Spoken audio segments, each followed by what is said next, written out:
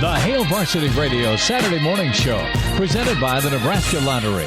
Strap yourselves in. Here are your hosts, Chris Schmidt. Y'all don't even know he was a virgin until he's 28, and now, roll tide. And Mark Kraynak.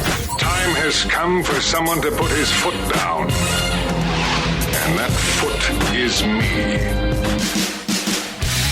Welcome to it. Weekend editions here. It's Hail Varsity Radio, presented by the Nebraska Lottery. Chris Schmidt, Mark Kraynak, Elijah Herbal.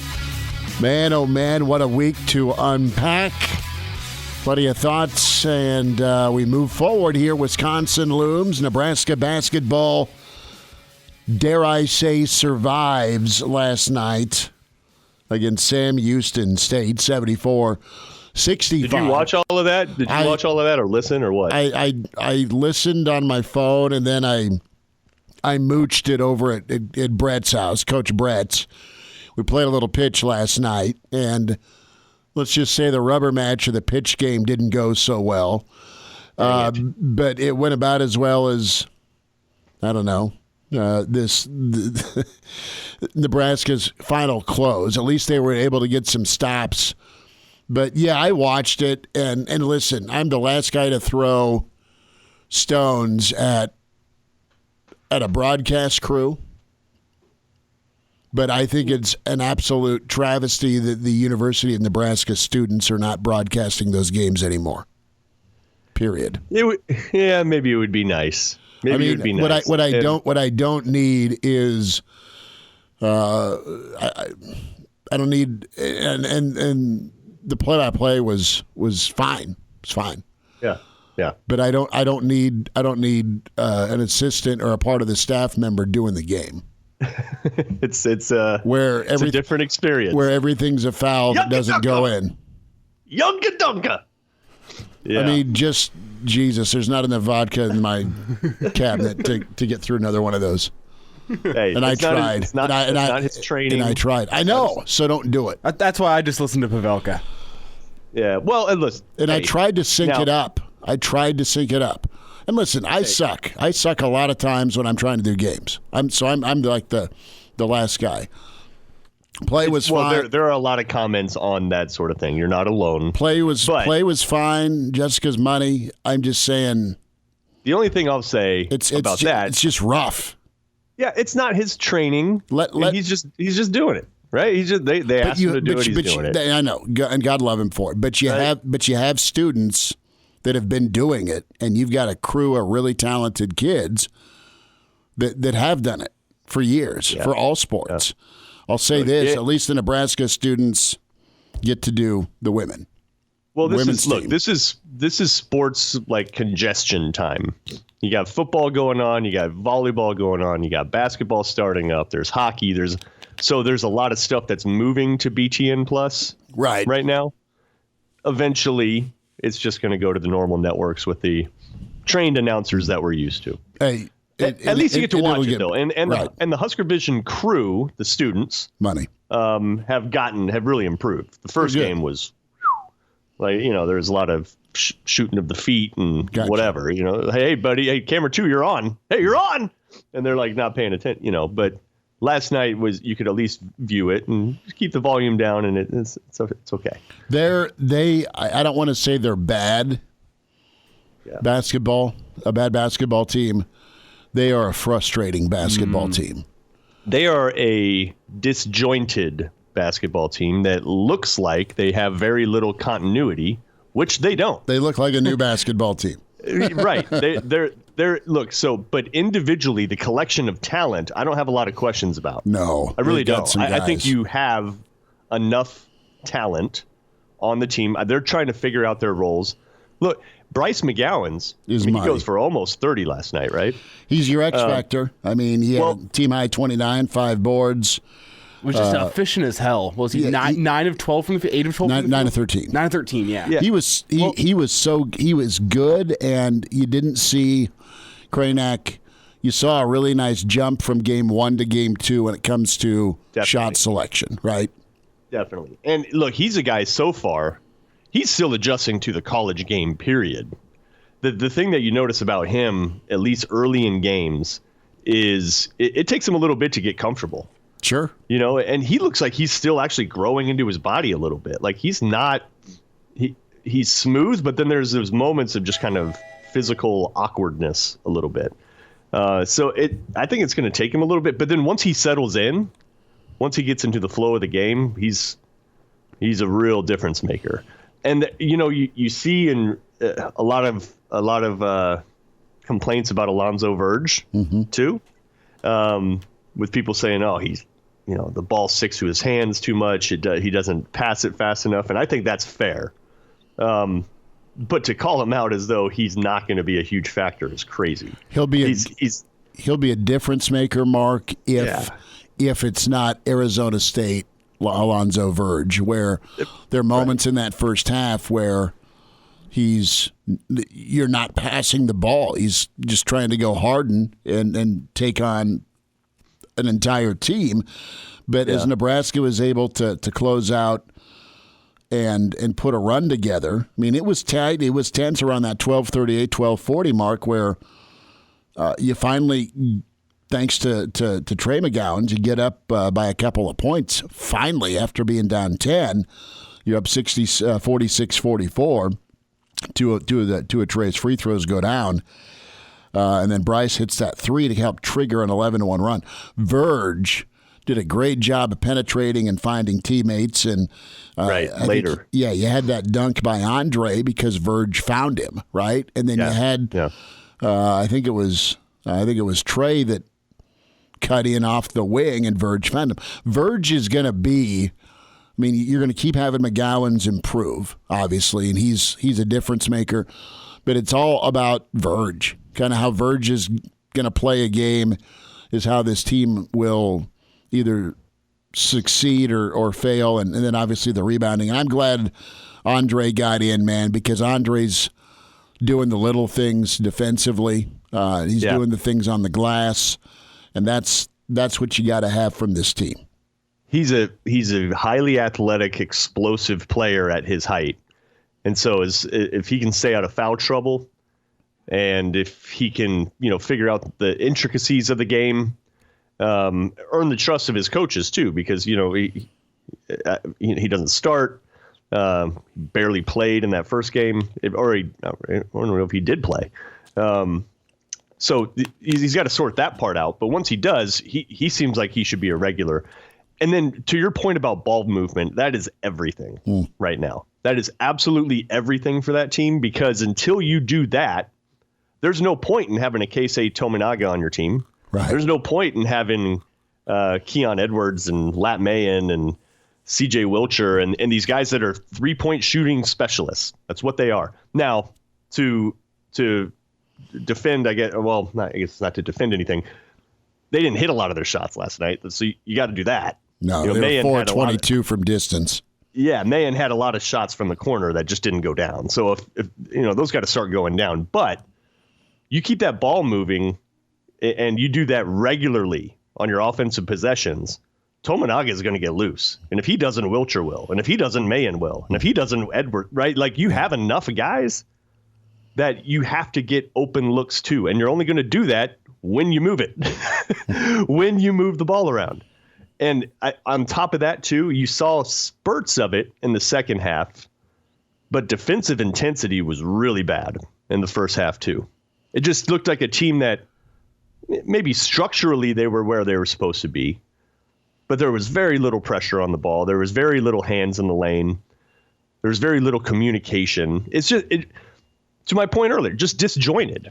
It's not like they don't have the talent or the length or the body size or anything like that. Part is all good, but probably as good as it's been at Nebraska, maybe since, what's his name from Georgetown went down. The transfer from Georgetown, the Copeland under 10. Yeah. Remember, like that frontline starting group before he went down, that looked like a really solid squad. You had everything you needed from a basketball point of view, and then he went down and the whole thing fell apart, and here we are.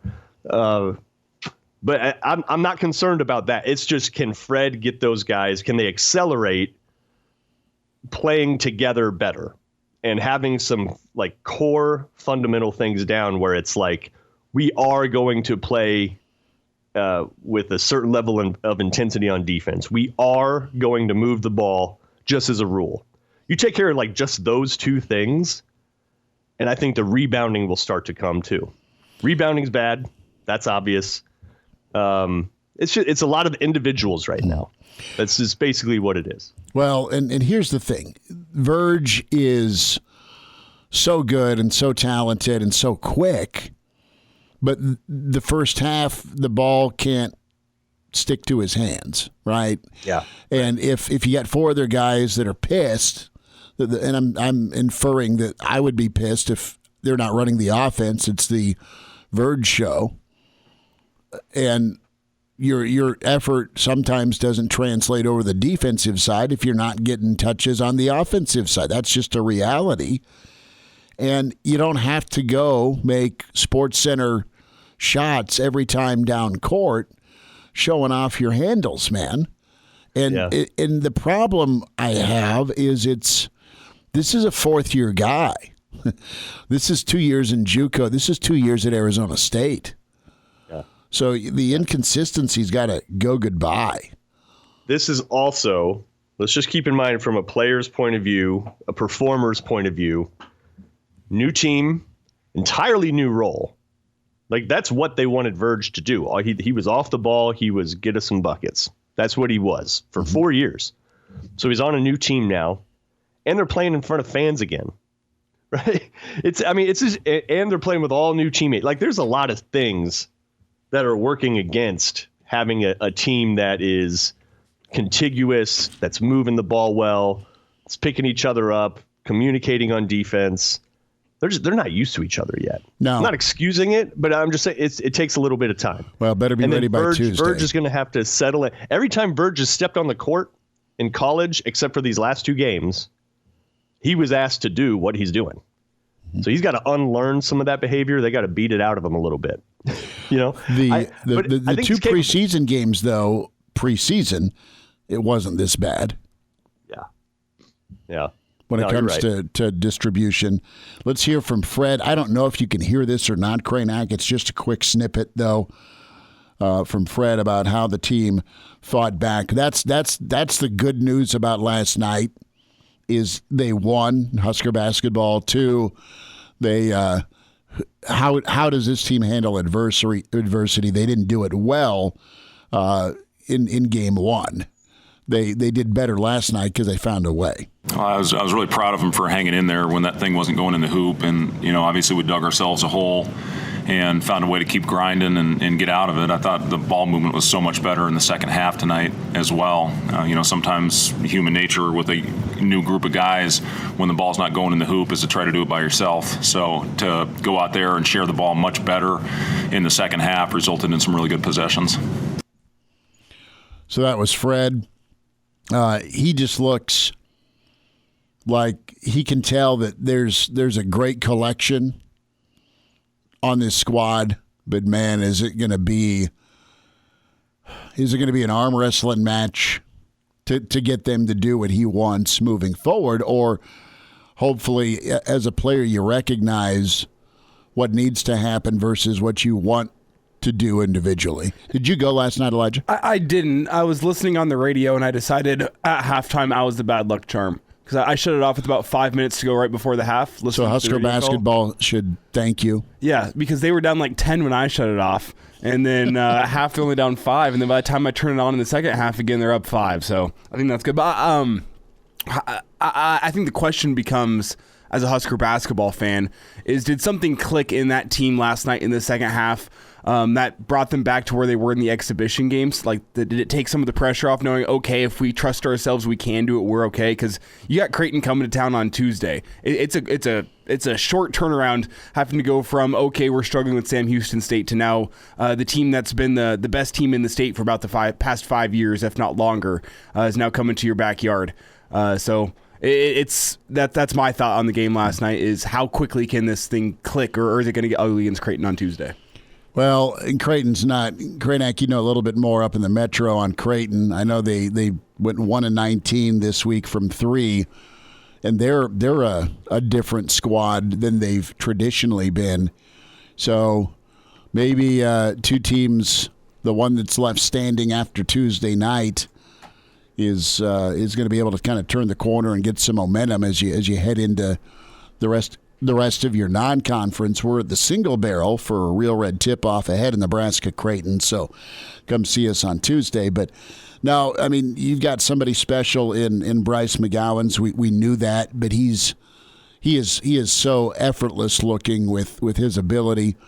I like that Trey's able to be gritty and have some toughness, and then we got Eduardo back, if you're a Nebraska fan, and he was the difference, and Fred said as much. So we'll see if Nebraska learns from it, but at least they got the win. At least they're 1-1. It looked real danger time there for a while.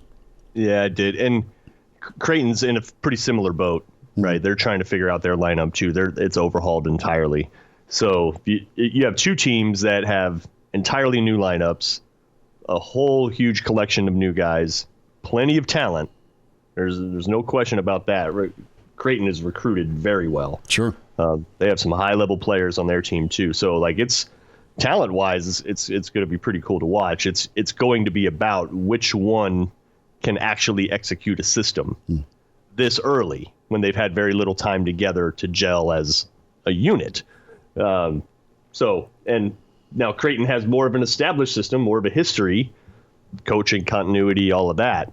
So you probably give the early edge to them for that. They will move the ball. I mean, they just do. You know, that's just like from the second you get there, that's how they roll. Well, it comes down to just playing better if you're Nebraska, playing smarter if you're Nebraska, and having that 1-2 on the glass. And a question I'll have moving forward is Eduardo Andre, after that performance last night, is he going to be considered to be, if not getting more minutes, put into the starting lineup? Can Fred Hoiberg make it a big lineup work? It seemed to eliminate some glass problems last night whenever they had Eduardo Andre in the game. So can they find a lineup maybe with Eduardo Andre next to Derek Walker with a couple other guards, probably McGowan's brothers plus, I don't know, who am I forgetting here? Probably Verge plus the McGowan's brothers plus Andre plus Derek Walker. Can they make that work to help you with your rebounding, to help you with your defense down inside? That's a question for me. I guess we'll see what Hoiberg wants to do. Kraynak, some thoughts. We have spent a lot of the week kind of on Nebraska, on Trev, on Scott, on the pay cut, on the retention, and then the dismissal. Rewind coming up in about 5 to 10 minutes with Bill Doleman on Scott and Nebraska football. But we were kind of wondering what was going to happen and when it was going to happen statement-wise with Frost's return. Question mark or not, he's back. It's been on all of our minds all week. And a little bit more clarity yesterday with the specifics. What we don't know is the metric for the return, but it looks like to be sitting near bowl eligibility, or right there anyway, by October 1st of 2022. And Sharpie's going to be on with this. Gary Sharp, the Iron Horse. He's pretty close with Trev Alberts, and get his response to this too. But I think it's good that Scott's back.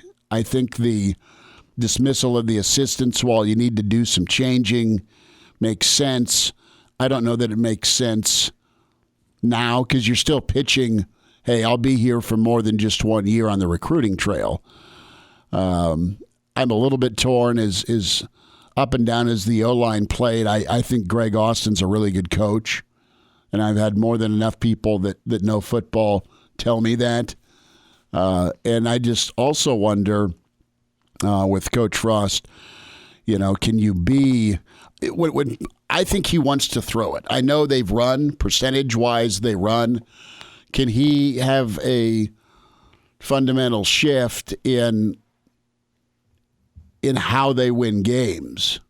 And I think he's wanted to throw it because that's what he likes. That's what they've done well. They've run it, yes, but they want to get down and kind of be high-flying, right? They want to throw the football. And it's just never worked out to have either the decision-making, the time, or the execution in a lot of their passing games in big moments. There's been big plays to get you on the board. Last weekend, you had a 55-yarder and a 72-yarder that went to the house. with Toure.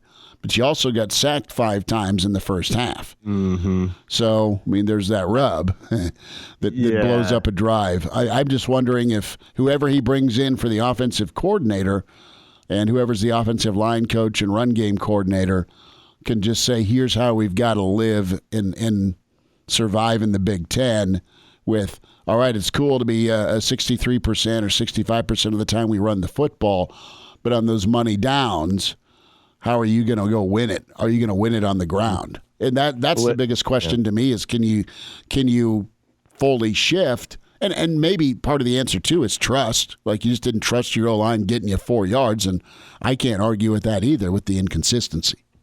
There's so much here, obviously, and I know you've spent a great part of the week talking about it, of course. Mm-hmm. Look, so one, I don't really want to revisit the decision of should they or should they not have. Right. Should Trev have kept him? They should did not have fired people. It's just like all that stuff happened, and there were financial reasons that I think were at the forefront in this case. If you run Scott out, it's $25 million. Like, stop. It's just, you can't do that.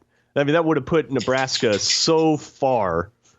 So far in a hole. And Kraynak, no other team in the country I think they had it. I think they had it. I think they had it, and they gave him an offer.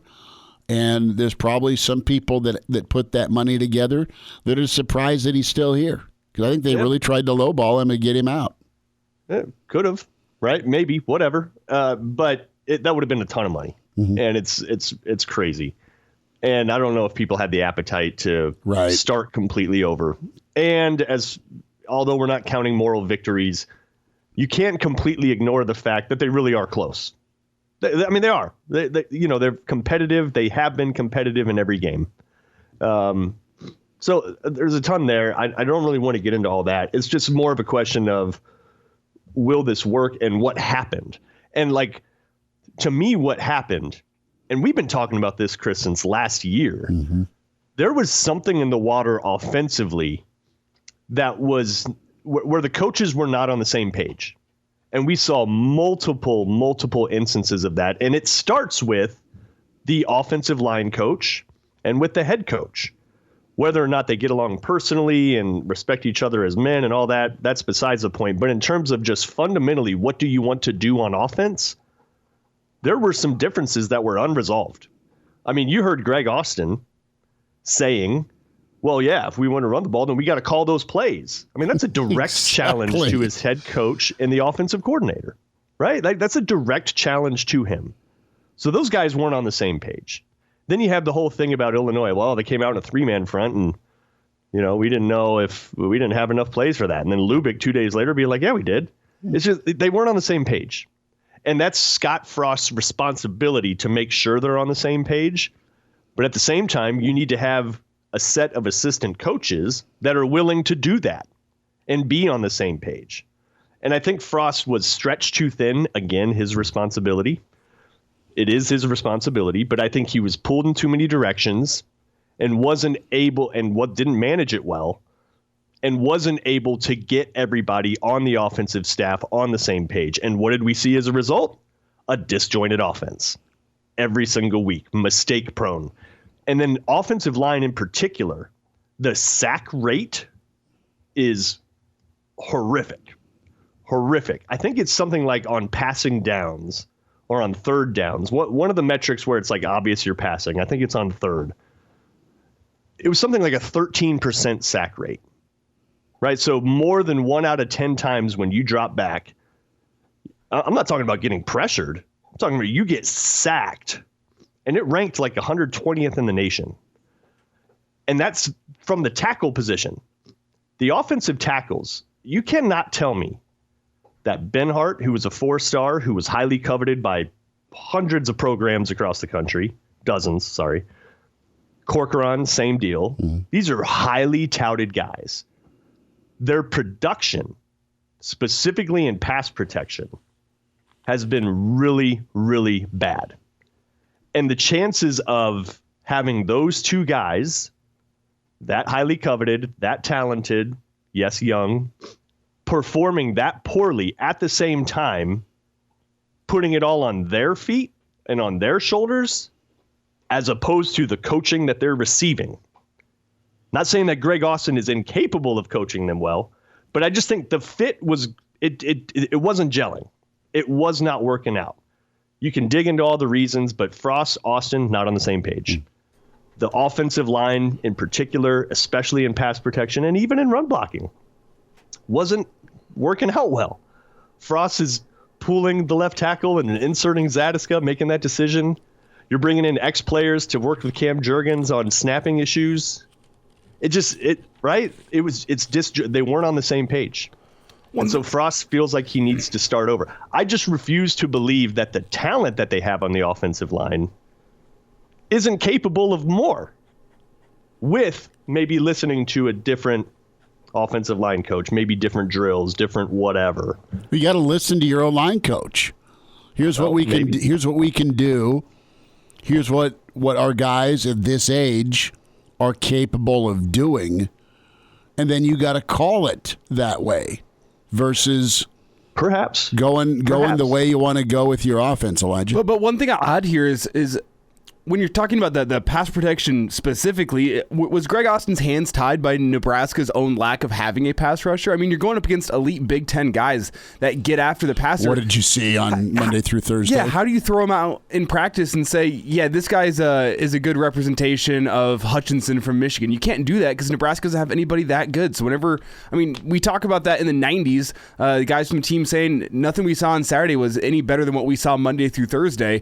You can't say that when we look at the pass protection at Nebraska. They're going up against even Nebraska's quote-unquote good pass rushers, the guys that generate pressure, do not generate pressure as much as half the guys that this Nebraska offensive line has seen in their schedule this year. So were his hands tied just by the lack of Nebraska's defense to get a look for a good pass rusher? I mean, some of the run blocking is a little bit inexcusable, but I look at the pass protection and I go, yeah, I know they were struggling with schemes like stunts and twists and all that, but communication. Whenever you don't have an actual elite pass rusher on Nebraska's defense, how tough is that to develop good pass blocking on offense? Good point. I think that's a factor too, of course, but it's just like either way, the collection did not work out, and right or wrong, that's the coach's responsibility and decision on who he's going to work with and who's going to make it happen. Fact is, one of the worst pass protecting teams in the country, period. Just flat out one of the worst pass protecting teams in the entire country. And then let's go to the running back position. What the hell's going on with who's playing running back on any given play? Marquise Stepp doesn't play for like 6 weeks, and then all of a sudden in crunch time against Ohio State, you bring him in? Like, what? It's just like there was so much that did not make sense offensively at all. And I think Frost recognized that. He knows he's got a super tight leash now, and he comes to the determination that I can't run it back with these dudes. It's not working out. I need to change it up, and I need to take a step back. Is it going to work? I guess we'll find out. Case in point about Stepp. Why step in? Isn't to run the ball. It's pass protection. He's the next best pass pro option beyond Ramir. That's why he's in, because you want to get down and win throwing the football.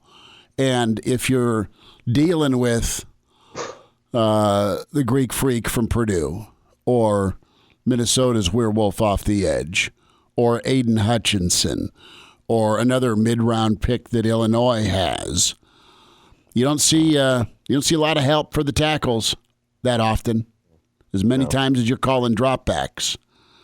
So, but why do you recruit a 6'9" offensive tackle from Minnesota? So you don't need a lot of help. But at this point, at this point in their career, they need it. Yeah, I know. Look. I'm not saying this is all going to work. No, and I'm not painting you in that corner either. I'm just. You nailed it with the two different pages, and the other thing to think about too. Just from a relationship standpoint, think about Greg Austin. And Greg was in the NFL. Greg turned down the NFL.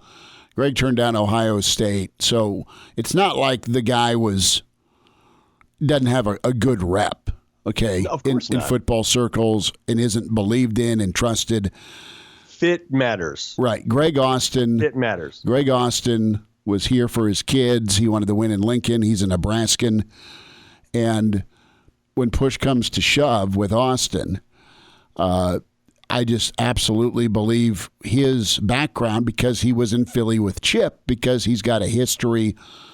He was working for Scott, but he didn't need Scott, if that makes sense.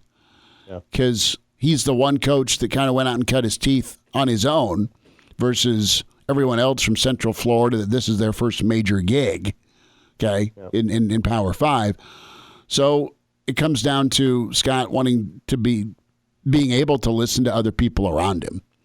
Mm-hmm. And if Greg is adamant about, all right, this is what we need to do, this is what we need to run, this is how we need to run. I know it's your offense, boss, but here's what I think my guys can do. I don't think that was taken into consideration, and it wasn't implemented. That's my take. That's why it's so disconfigured and so boom or bust. There's a lot in there. But at some point, it's like, would it have worked to bring them all back? No. Obviously there's some relationships and philosophical differences. But that as are a an head issue. guy, you've got to be able to change philosophically. Yeah. Well, that's what he's doing right now. Would it have been great if they could just keep it all together and get on the same page with the original crew they brought in? Sure, that would have been ideal, but it didn't happen after 4 years. And so Frost's like, I got to blow this thing up and start over. No, and we'll see where they go with the offensive coordinator and the O-line angle. More on that next hour. Quick timeout, weekend edition, Hail Varsity Radio Rewind, and the Pride of Fairbury, Bill Doleman, his thoughts on the week's events coming up. Mark Kraynak, Chris Schmidt, and Elijah Herbal. It's Hail Varsity Radio, presented by the Nebraska Lottery. And now, back to Hail Varsity Radio.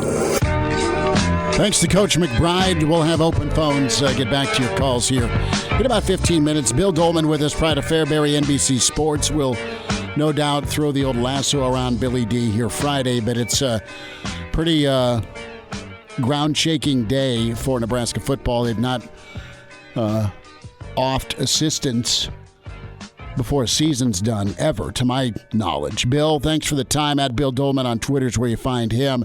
Reaction here to the offensive staff, aside from Becton being said, thanks for what you've done. We're parting ways with you. We'll get to the restructuring and that discussion in a moment. But how have you processed today? I woke up this morning thinking, I don't think I've ever seen so many coaching changes in the middle of a season as we're witnessing right now in college football. And just a couple hours later, the news comes down that I was hoping that we would have heard maybe over the weekend, but I'm glad we heard it today, that, Scott's coming back. I think Nebraska needed that more than anything to be able to move forward into this really important recruiting window. And just cease the drama. But then a couple minutes later, you see the news that Nebraska's joined with Florida, Texas Tech, Oregon State, with Washington. I mean, I have never seen the coaching carousel, especially with assistant coaches, spinning as much as it is right now in the middle or the end of a season. I mean, to me, it's really remarkable, and Nebraska's right there. And, and I said this last week, part of the maturation process for a young head coach, and I know Scott's in his late 40s now, but still part of the maturation process is to be able to say, look, we need changes. I love my staff. I love the guys who came here with me. I love the people who have been with me for so long. But as part of my job and the loyalty that I have to the program and to the state of Nebraska and to the players who are here and the people who have invested in me and in us, we just need to make some really hard decisions and make some changes. And so I know I'm sure this is a very difficult, maybe the most difficult day for Scott in his coaching career, to say goodbye to people who believed in you and followed you. But it's just part of the business. And I think for Nebraska to make the decision that it did which I applaud. Nebraska needed to bring Scott back. I think everybody who has listened to me over the past however long would know that this is what I think Nebraska needed to do. But for Scott to make the decisions and the hard decisions, I think shows maturity on his part. He made a difficult decision. I'm surprised it's happened before the end of the season, but this is the era of college football that we are in. I hate to say everybody else is doing it, but that's just the way it's going right now.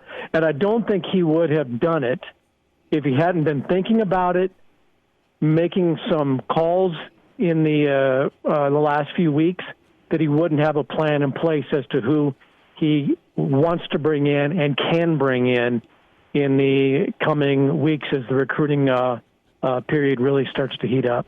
Yeah, in-home visits are the 28th of November, Bill, and it looks kind of bad to do in-season, but there's really no good time. You are going to have to make offensive changes.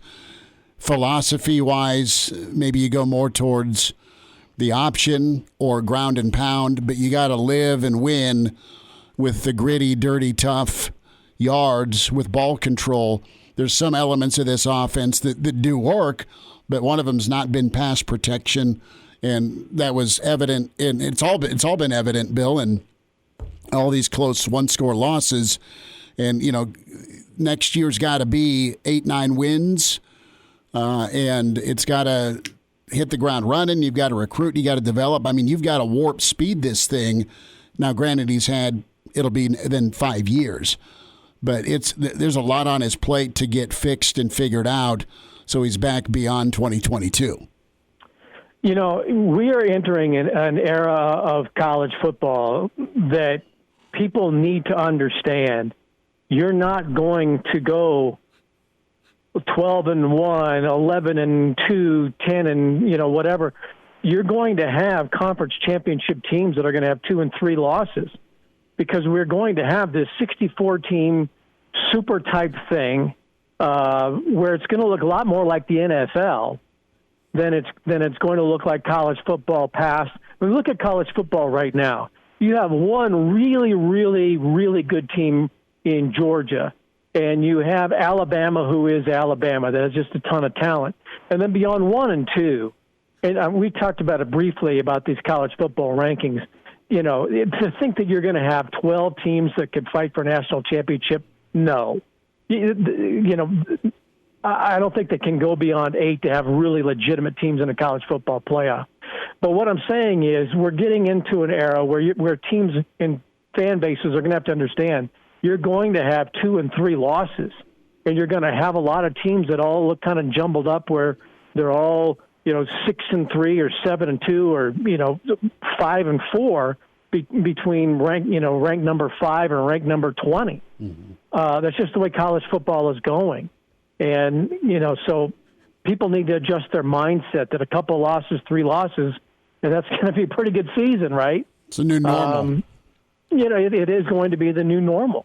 But is that going to happen immediately? I don't know. But anyway.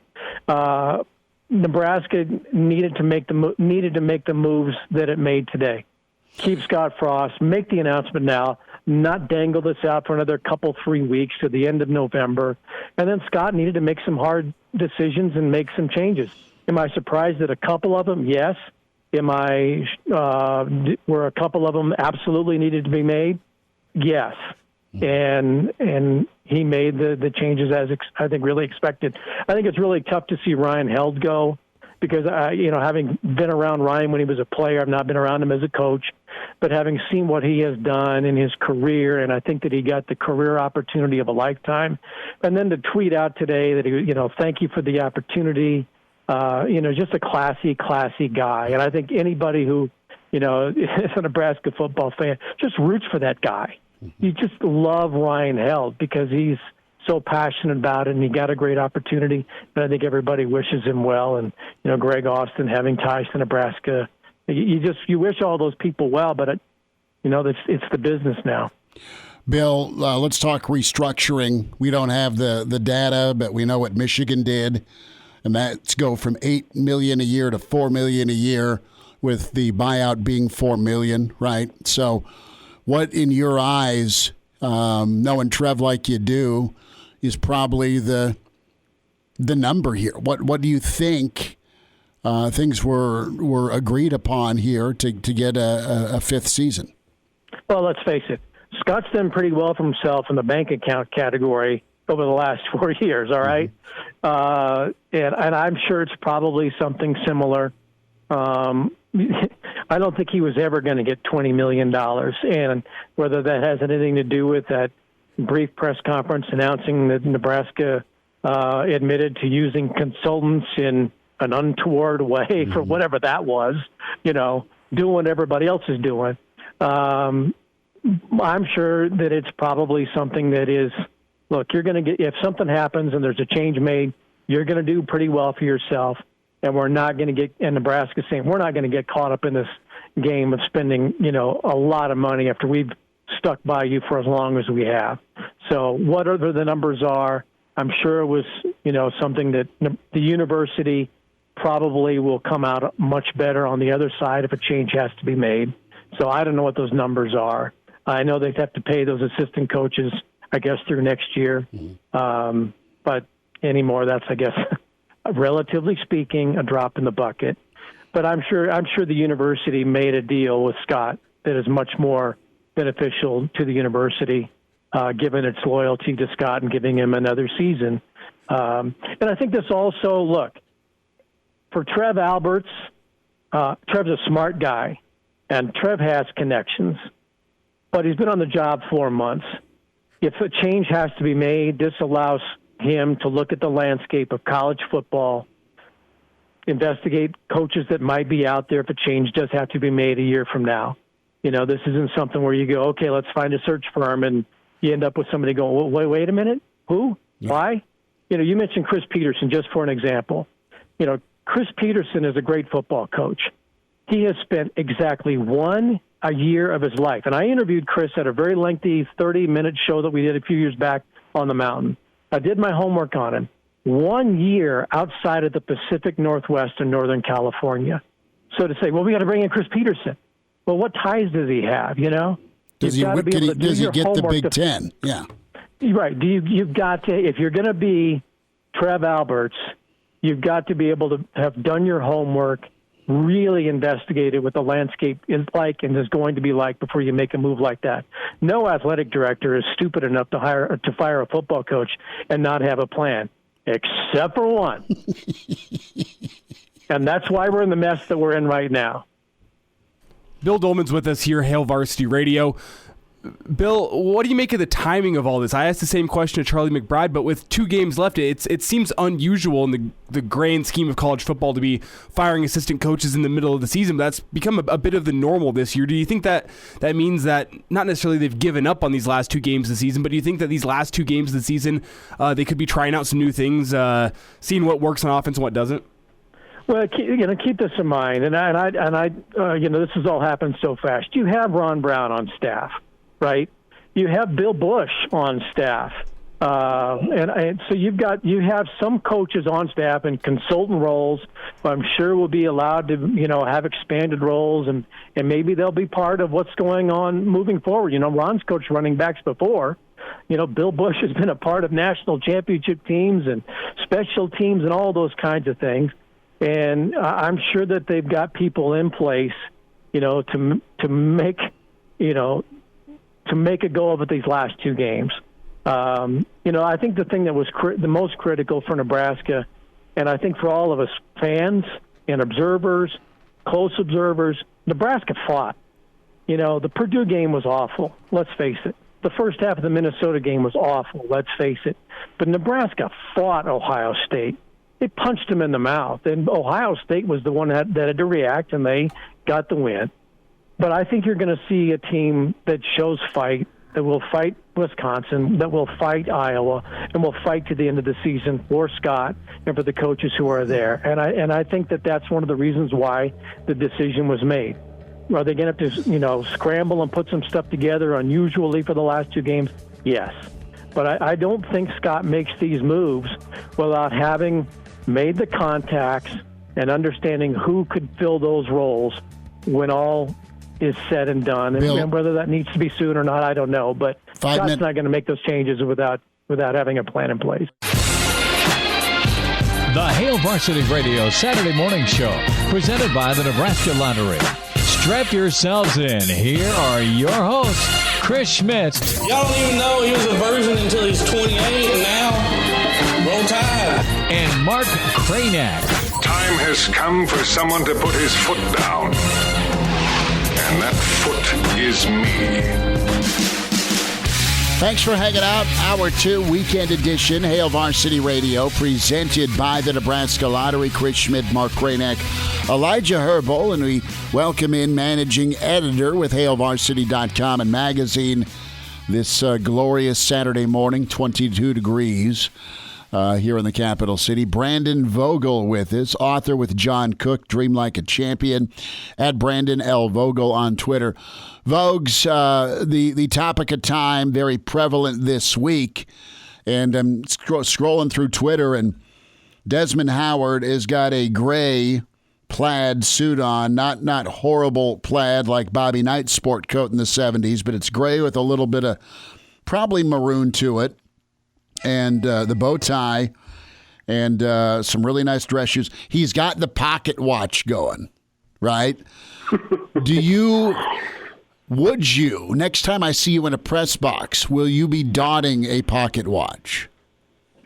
I will not. I do have one of my grandfather's old pocket watches. Those are like sweet. Not an ornate, gold pocket watch. This was like a farm pocket watch. No longer working, unfortunately, but I do have one. I don't wear waistcoats enough to be able to pull off the pocket watch. But Desmond does look sharp. I just saw him come on game day here shortly ago. Well, and I know Desmond's not a favorite of Husker Nation, but I'm like, man, that's dressed to the nines right there. So as we keep with the topic of time, reaction to the week that's been with Trev, with Scott, with the assistants, and then we'll start with kind of your take on the contract.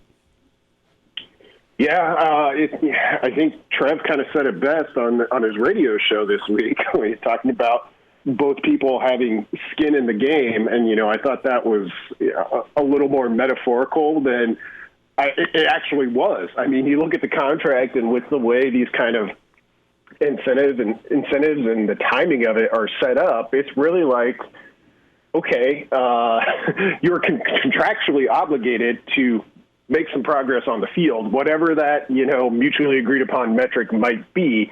And if you do, then we kind of go back to where we were. If you don't, well, then you've made financial concessions, and I think we all know where things go from there. So it was interesting to see it spilled out quite, as clearly as it was in that contract. Vogues or Kraynak, you up, buddy? We have lost Kraynak. I will effort to be reconnected with Kraynak. We will connect with Kraynak. Brandon Vogel's with us. That was a curveball. I was not ready for that. Ooh. But no, Vogues, you're right. Now, let's talk about October 1st. It's like we're hitting the old DeLorean, right? The date. October 1st, 2022. What's your read on that? I mean, it looks like Trev's saying you got 6 games next year to show me something. Yeah, I mean, I kind of read that as if they should start 0-4, you're still gonna have some time, I guess, to at least pull out of that. I mean, you look at the schedule, and well, first of all, you got Northwestern in Ireland, and it's probably going to be Northwestern coming off like a 3 or 4 win year, which is always dangerous given Northwestern's ability to bounce back. You got Oklahoma in those first 4 games, but I think that going into place October 1st said, hey, look, we're not going to go crazy if they drop this opener again, although we're not going to go crazy from a, I guess, administrative standpoint. Although we saw what it was like this year when Nebraska lost its opener. It's not a place I think anybody wants to be again 9 months from now. Brandon Vogel with us on Hail Varsity Radio. You got me now, right? We do, yes. How about that? Can we jump back to O-line or jump back to football? You do what the hell you want, dude. I'm just going to pour another one. Look, hey, fit is important, Brandon, right? Like, so I think this is less of an indictment on Greg Austin in particular than it is on the relationship and the dynamic between Greg Austin and Scott Frost. And bottom line, production wasn't happening and they weren't on the same page.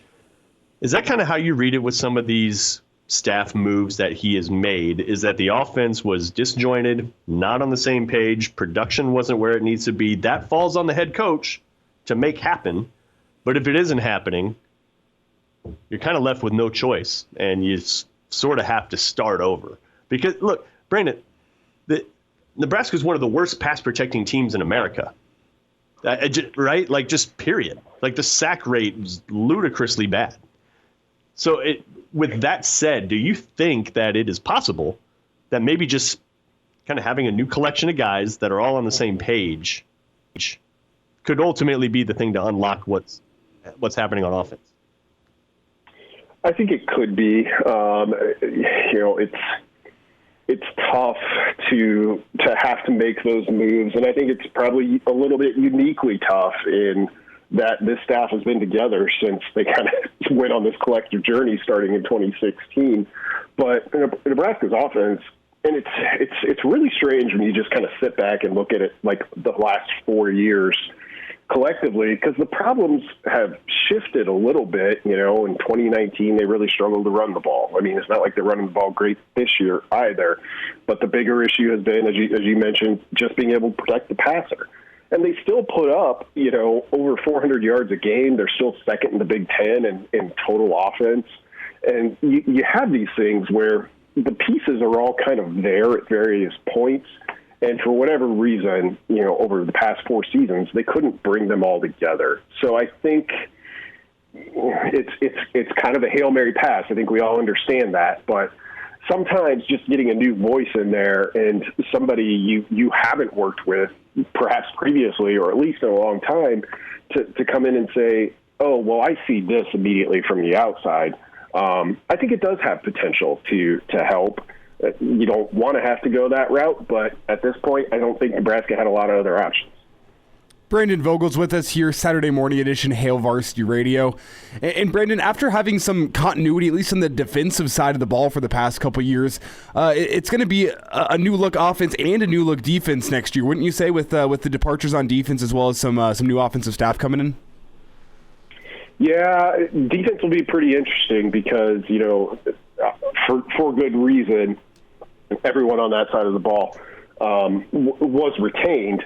But you're still going to go through, a kind of coaching carousel cycle. And Nebraska's going to be buying its tickets and trying to fill out its offensive staff. But based on Nebraska's defensive performance, I mean, I think some of those assistants could be in demand themselves. So you might have that part of it, too. So that'll be pretty interesting because if they're able to hold on to their assistant coaches on that side, you have a system, I think. And I think when I look at Nebraska's defense this year, it's experienced, yes, and that helps a great deal. But they're just playing collectively good defense, and they've got some standout players. But it's been they are where they are right now because it's kind of greater than the sum of its parts, if that makes sense. And can you maintain that? Because that's a pretty solid foundation, I think, upon which to endure some of the attrition Nebraska will from a player perspective. Vogues, a thought here with fit, as Kraynak's touched on a lot this morning and right on it with that's part of the recipe for success, being better and more explosive in the end zone, not just between the 20s with your offense and finding a run game and trusting that run game and fixing the quarterback and all that's ailed the offense. Who are some guys out there, and you kind of keep an eye out, you always have, with offenses, run game, I mean, all the stuff that's important. Any guys that you think could maybe mesh well with Coach Frost, with the offense, and what they could bring to Lincoln? And I guess, how different will it look, in your opinion, because of the personnel you're still gonna have. Yeah, I'll be surprised if the offense, when we get to next year, looks a ton different schematically. I mean, 80% of college football runs kind of some version of this, spread offense that Nebraska's running. So unless you're going to go like full pro style or, to one of these kind of extreme systems that are still out there, option, air raid, and I don't see Nebraska doing that. In fact, I don't think that would be the right move, given what this offense has shown it's capable of in spurts. So it'll be interesting on that front. But I don't think that precludes Nebraska from looking at an offensive coordinator from one of those systems. And I think having somebody who comes from kind of a different space might even be a little bit beneficial. Frost said he has a pretty good idea of where he wants things to go. It's kind of hard to connect the dots in terms of where Nebraska will look, but just some offensive coordinators that, I don't know if they're even potential options for Nebraska for various reasons, but guys I just admire. Aaron Roderick, who's the offensive coordinator at BYU right now, is pretty intriguing. He's kind of a pass-first guy, but has gotten a lot of credit for kind of engineering a change at BYU starting last year, and he was a co-OC last year. Brent Davis at Army is obviously a pure triple option guy, but I don't see it as being kind of the worst fit either for Frost's background and what I think they hope to do in the run game. Not that it's going to be triple option again, but he's a guy who understands offensive football at a high level. So those are kind of places that I go. And it just depends on where I think they need they determine they need the most help. Do they need some new ideas in the run game? Do they need some new ideas in the pass game? It can go a lot of different directions. Brandon Vogel with us on Hail Varsity Radio. Let's flip over to volleyball real quick, Brandon. And, it's interesting with Nebraska where I just don't think that the roster as it's currently constructed is explosive enough athletically, and I think there's been a change recently in volleyball where some of those top teams really do have a pretty good degree of like explosive athleticism. And I think that's been Nebraska's kind of problem on the outsides, is that they can't find that complementary hitter. Lexi isn't really an explosive athlete. She's good. I think Nebraska's solid. That said, Whitney Lowenstein last night, she does appear to have kind of that extra gene there where she is pretty damn explosive. She gets really hard swings on the ball. Krause the same way. Do you think it's just a matter of kind of experience level right now where like the athleticism has been upgraded for Nebraska, but they're not necessarily experienced or savvy enough? And that's kind of the other part of the game where they're basically just super power type hitters that need to kind of learn to use the floor, hit off the tops of hands, things like that. Kind of, it feels like they might be just sort of like a year away. Is that kind of how you see it with the collection of talent that Nebraska's brought in and kind of their inability to settle that other hitter position outside of Kubik? Yeah, I think so. It's an experience issue, which you see in just kind of the lack of consistency from those two freshmen in particular. And I don't mean that as a negative. Like, they're clearly very good, and they kind of each have their moments and trade off where they're really good in matches. It's just you haven't seen kind of consistent production there. And I agree. I think it's really interesting to kind of talk about explosiveness and just athletes on the outside. We see so Nebraska defensively, in terms of floor defense and just its attention paid to that side of the ball, is as good as you'll find in the country. But you still see when the Huskers tend to lose matches, it ends up being against a Stephanie Samity at Minnesota, a player who you can structure everything and have the best back row defense possible, and it's a player that's just going to go over you and make some plays sometimes. Nebraska doesn't have that on the outside right now, and I think with this freshman class and the way they've recruited, they have the potential to in the future. But you're right. I think a year away feels like the right way to put that. Vogues, real quick too, Brandon, just as a follow-up. is there a potential for Krause to move to the middle, or would that? And forgive my ignorance there, because I know she's an outside, but like just body style and power and all that, she's kind of a good comp to Stivrins. She is. I don't think it's off the table. And I mean, we've seen with Coach Cook, like, he is not afraid to say, I mean, Kinsey Knuckles had a career high 5 kills from the back row last night, and she was your libero, and they brought in another libero who's clearly playing at a high level, and Kinsey Knuckles has adapted to that role. So we see that quite a bit, when you go through Nebraska's history of just kind of the willingness to be creative and say, okay, well, everyone might think that you're this, but what if we try you here? So I don't think that's off the table. Vogue's thoughts on John Cook's statement last night in the postgame when it comes to the Nebraska players and their reaction to some of the Maryland players that knelt before the national anthem?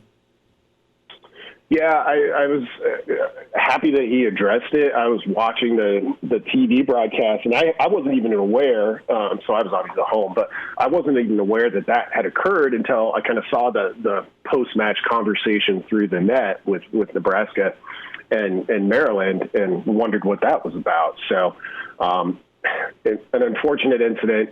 Obviously, you're either kind of for free speech or you're not. And I don't know that it's a much more complicated issue than that for me. Yeah.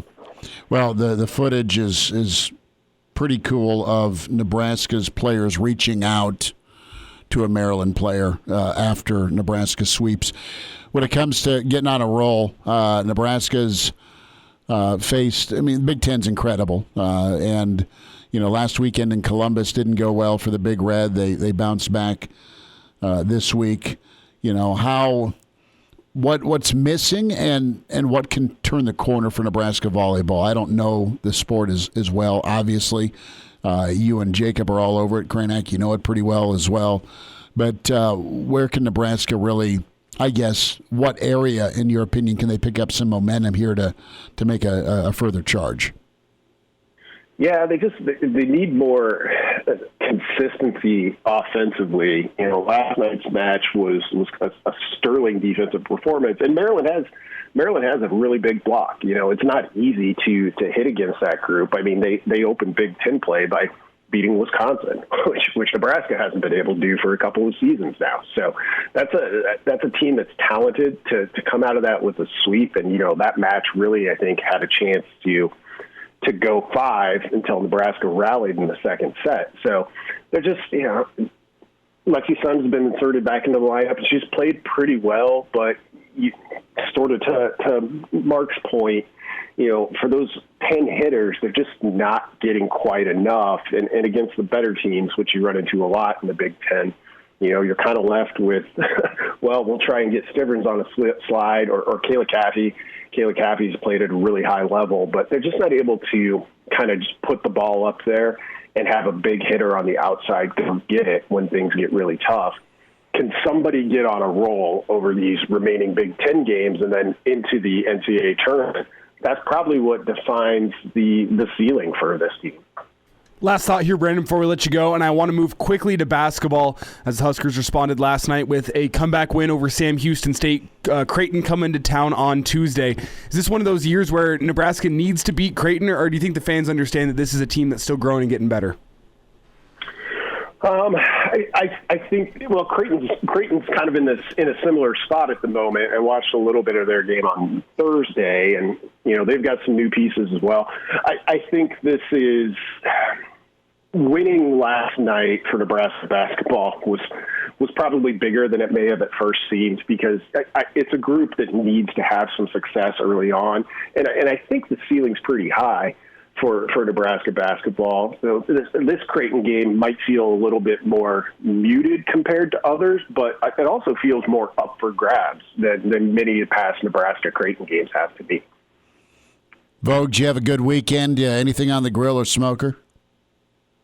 No, I haven't planned that out yet. I don't know why. I should have taken advantage of this bye week, but we'll call it audible at the line. All right, there we go. At Brandon L. Vogel on Twitter. Get his book, Dream Like a Champion, with Brandon Vogel and John Cook. And read him, HailVarsity.com and magazine. Folks, thanks for the time today, bud. Wow, he was ready to leave. All right. So, hey, real quick on volleyball, and I know, Chris, you mentioned you don't know it as well. I mean, I'll watch it. I appreciate it. I just, yeah. I'm by no means an expert, but the way to kind of break it down from what I see is you have like 5 of your 6 solid players completely figured out, right? Yep. You got Kubik. She's playing really well. You got Stivrins playing pretty well on her comeback here. You got Lexi Rodriguez, one of the better defenders in the entire country. You got Kinsey Knuckles, great defensive player as well. And then, of course, you got Nicklin Hames, the setter. So 5 of your 6. And, of course, you're always going to rotate players in volleyball, but that's your nucleus. It's that 6th position. It's that other hitter position opposite Kubik that Nebraska has tried 4 different players, 3 freshmen and Lexi, and are essentially getting the same production, which isn't good enough no matter which combination they try. And so what they're trying to figure out, what Cook is trying to figure out, is get one of those 4 hot and ready to go.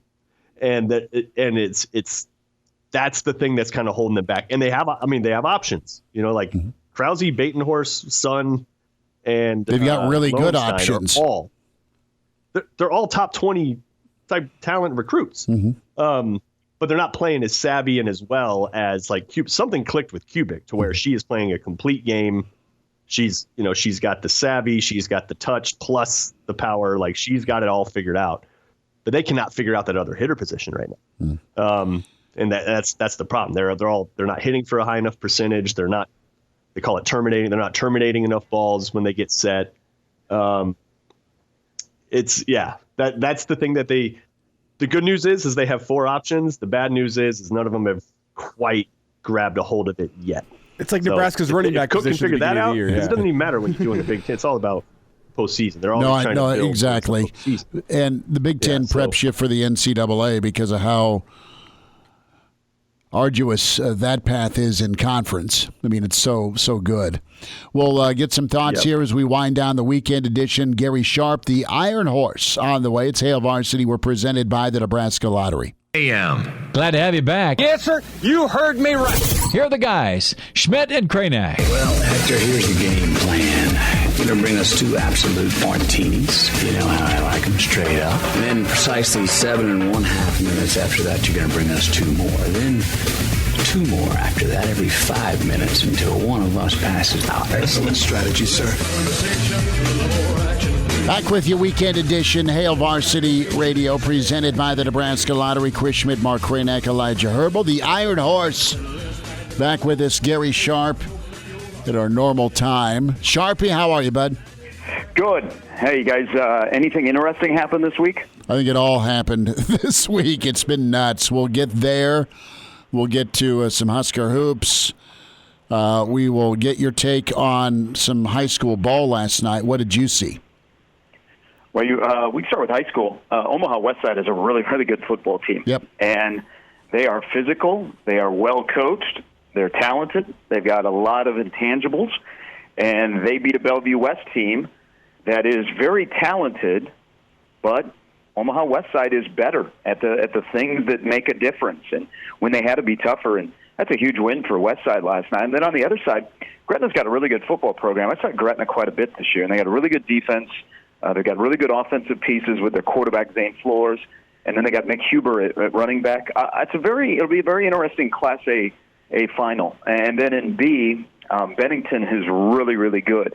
Dylan Mostek's a talented running back that not a lot of people know about unless you've played Bennington or watched them. So I know and I'm unfortunate, I can't get around to C and D, but see a lot of A and B. And A and B finals have a lot of interesting storylines and matchups. But usually this time of the year, if you're still playing, you're well coached from top to bottom. Gary Sharp with us on Hail Varsity Radio. Real quick about about Bennington, because you're right, they have very little tradition, history, experience, and I don't know this, but it was something. Didn't the tailback have like 1,000 yards after like 4 games this year? Like What are his numbers right now? Do you have any idea? He was in the top 5 in rushing in the United States. I think he's at about 2,500 yards, I believe. You just hand him, you toss him the ball, and good luck trying to stop him. They're a fun program. They've been building their program for a while, and that community is really growing, and they're starting to become better and better across the board in boys and girls sports. But football, they have a really good program going, and when you have a running back that is well over 2,000 yards playing Class B football, that says something. Sharpie, let's put together the week that's been from Monday to Friday with Trev and Scott and the changes. The bigger question I have here in the short term here is, do you think Nebraska is going to be able to be competitive here these final 2 with the changes? Well, I think that's the question. Will they be competitive? I think they'll go out and compete. But how many people are going to pay attention to the last 2 games of the year? You've kind of punted the 21 season, and now you're on to 22. And the thing that is rough for guys that got to go play the game and coach the game is Wisconsin and Iowa definitely have something on the line. And you're going to face, with a depleted offensive staff, you're going to face 2 of the top defenses in all of college football. So it's going to be rough. I think Nebraska's going to have to dig awful deep for the next 2 weeks. There's going to be some guys playing for a paycheck, playing for a spot next year, playing for some pride. But it's not going to be easy. I mean, you basically said 21 is over.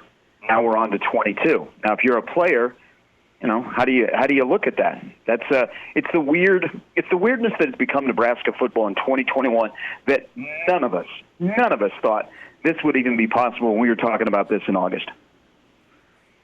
Silver lining, Gary, is there a chance that the offense and the staff and how everything was put together was so dysfunctional that now you've removed a couple of those variables, and it could actually solidify things and make things a little cleaner and more widely understood by the players executing? I mean, that's possible, but I think you had a lot of players that were pretty close to their certain position groups. Now, it's a business, and the 4 changes that were made were the 4 that I've been mentioning for about a month now, that are areas which Nebraska's got to get better. We don't know. We won't know until this time next Saturday when Nebraska gets ready to play that game what they're going to be like, but I really think this is going to be tough. This is really, really going to be tough. I mean, if they pull one of these wins out, which would be great, in a year that is not great, it'd be great to win one of the trophy games and beat one of your rivals. But we have no idea how these guys are going to react. That's why I'm curious on Monday what the tone will be. Will there be any questions about Wisconsin and the finish 21, or will they all be centered around, hey, what do you think about the changes? What's going to happen in 22? Is this even possible? It's a weird spot to be in, especially if you have to coach 2 more games. We don't ever see this. You might have a change here or 2 during the course of a season, but not a major overhaul like this where you still have 2 games to play in the year. It's something that we haven't seen before, and I'll be curious to see how this all unfolds. But maybe there's some fresh ideas that, maybe you get a little spark on that offense. But at this point, I don't know that I'm counting on it against Wisconsin and Iowa's defense. Sharpie, you know Trev Alberts, and anxious to kind of get your reaction to his handling of everything and how he's grown the relationship between him and Scott. And Trev's going to be there for all of his coaches and his football coach that got brought back that agreed to terms, reduced terms. Well, I think Trev believes in what's going on here, and I think there's certain things that he sees that we're not privy to, and I also don't think Trev was ready to make a move, because if he's going to make a move, he wants the guy that's going to be here for a while and takes Nebraska to the next level. And Trev was smart. This was a good deal. Okay, you put Scott wants to gamble on himself. All right, let's let him gamble on it, but he's not going to take us down. We're going to protect ourselves. And so basically with the contract, we're going to hardball him. It's there's a lot of history that says it can't be done. I was curious. The contract that came out yesterday, there's clear expectations that have been given to his head football coach on you have to achieve. The Trev I know never puts a number like wins. Hey, you got to win 6, you got to win 7. He's going to look at how the form and fashion is and how things operate. But it's just I don't know. It's kind of it's a frustrating thing for Nebraska football that they're in this situation. But Trev basically said to Scott, "Hey, nobody is worth $20 million to fire, and you made the bed. You're going to lay in it, but I'm going to help you make the bed, and let's see if we can do this. And if we can't do it, it's going to be pretty clear, and we got to move on." Yeah, and Gary, when you look ahead to next season, who knows who you bring in the portal and in recruiting and all that. But I can't help but think, too, everybody acts like the defense is completely solidified now, and you can just count on it, take it to the bank. But you can't ignore the fact that you had so many 6-year guys. I mean, grown men with 4 years in the system, completely physically developed, totally understand the entirety of the scheme by now. Like, you had that huge advantage defensively this year. And a lot of your best players are not going to be back next year because they're going to be gone to the draft and all that. So are we maybe crowning Chenander in the defense and maybe thinking that it's something that's portable and you're going to get that same level of production next year? Or do you think that unit will also take a step back? And if that does, and then the offense does too, what kind of results are we looking at next year? Yeah, Mark, that's a great point. Now, the one thing I will say about the defense is they've established a culture of competition and of success and benchmarks, and they are losing some talented players. I mean, JoJo Doleman, what else could he do for this football team? Cam Taylor-Britt's going to move on to the NFL, possibly Damian Daniels. You may have some other guys that say, you know what, I just don't want to be around any longer. You may have a couple of assistants that get some interest in the offseason. So it's not like the defense is they're going to be there for you and they're going to bail you out again next year. But I think they have a base where they can build on, and there's enough young guys that have seen action this year that I think there's enough to grow on. Whether it be at linebacker with Reimer and Henrich and Caleb Tanner, who he's been hot and cold his career, but he's played pretty well this year without a lot of attention. So that at least they have something there. But I think most importantly, they have a culture that's built in on that defensive side of the football where they've got a great relationship with all the coaches and the players, that they're able to go out and produce like they have been. And I think even though they might take a minor step back just because they won't be as experienced, I don't think they will regress to the 18-type defense. I think they've established something. Now they just have to build on that side of the football. And you know what? They're going to be relied on a lot more than they were this year, believe it or not.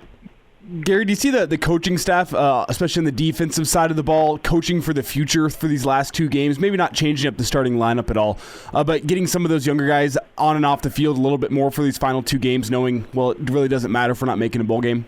I see what you're saying, Elijah, but I don't think so. I think that's disrespectful. It's not like it's exhibition season and it's tryout season. They still have to go out there and compete. And Wisconsin and Iowa are going to be playing for something. And you got to remember, Wisconsin and Iowa doesn't care what's going on at Nebraska. They're not going to go, oh, I feel bad for them. No, they're going to try and hammer you and embarrass you. And so you can't treat the game like it's, hey, this is an open tryout for 22.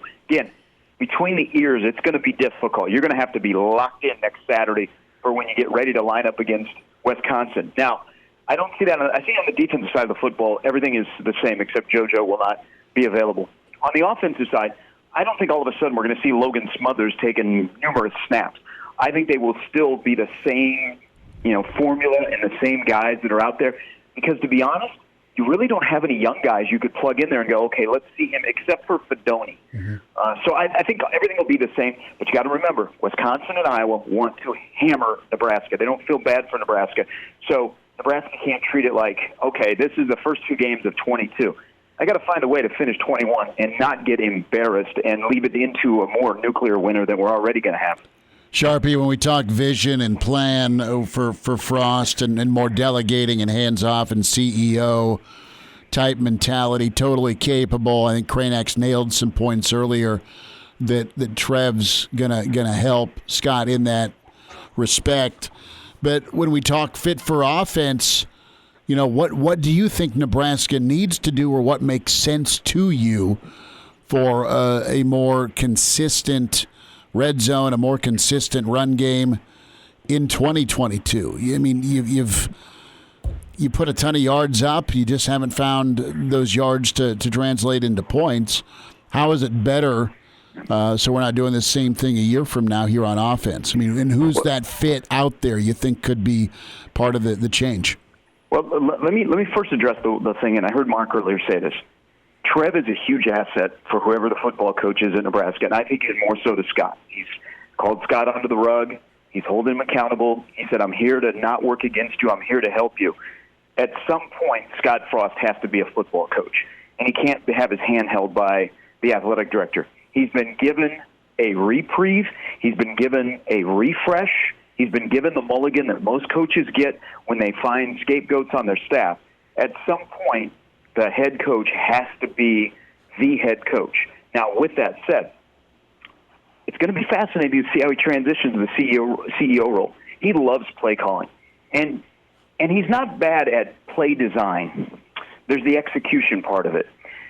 But now trying to separate yourself and oversee the program and hand the keys to the car to someone else, I think is going to be a difficult challenge. Now, if Scott can pull this off, that is a great sign that he is growing as a football coach in charge of a major college football program that at times has overwhelmed him. I think the power, the spread, and the option elements that Nebraska has right now, guys, I think should still be in there. And find an offensive coordinator that is not Oregon-related, Central Florida-related, if you know what I'm saying, but it has that kind of a background, and then looks at the talent that is on the roster and says, this is the best fit for the guys that are here. We don't have to turn over a new leaf and all new language. We can kind of work some things in. So I don't think it'll be a drastic change, but there are intriguing candidates out there. It's just, will they come here and then say, okay, I feel comfortable that I am the OC and I am the one calling the plays, and it's all in charge of me. I also say, if you're looking, like, for example, I'm going to use him as an example, Jake Peets at LSU, who had a really good play-calling night against Alabama last Saturday night. He's got the Nebraska connection. He's on a staff that's about to get, has been fired, so they're out at the end of the year. What if you look at OC that also has a quarterback that's in the portal? And so that makes the transition a little bit easier. There's a lot of moving parts in all of this, but when you see the hire, I think we'll learn a little bit more about kind of the growth of the head coach.